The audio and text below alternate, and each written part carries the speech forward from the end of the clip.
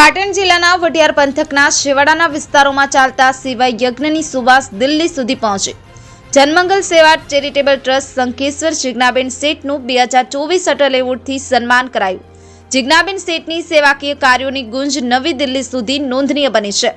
પાટણ જિલ્લાના વઢિયાર પંથકમાં સેવારૂપી યજ્ઞને આગળ ધપાવી નારી શક્તિને આત્મનિર્ભર બનાવી વઢિયાર પંથકના અંતરિયાળ વિસ્તારોમાં સ્ત્રી શક્તિને શિક્ષિત બનાવી દીકરા દીકરીઓને નવી દિશા ચિંધના જિજ્ઞાબેન શેઠની સેવાકીય કાર્યોની ગુંજ નવી દિલ્હી સુધી નોંધનીય બની છે।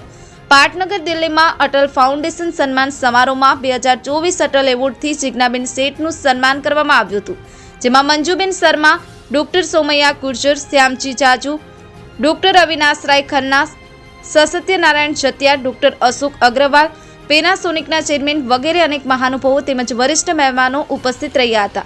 જનમંગલ સેવા ચેરિટેબલ ટ્રસ્ટ જિજ્ઞાબેન શેઠ દ્વારા અટલ ફાઉન્ડેશન નવી દિલ્હીના રાષ્ટ્રીય મહામંત્રી રમેશભાઈ પૂતળાનો વિશેષ આભાર વ્યક્ત કર્યો હતો, તેમજ જીવનની વધુ એક યસ્કલગીની સમાપ્તિ બદલ ભગવંત પ્રાર્થના ચરણોમાં કોટી કોટી વંદન કરી ધન્યતા અનુભવી હતી। Bhanu Pandya, AB news Gujarati, Radhanpur.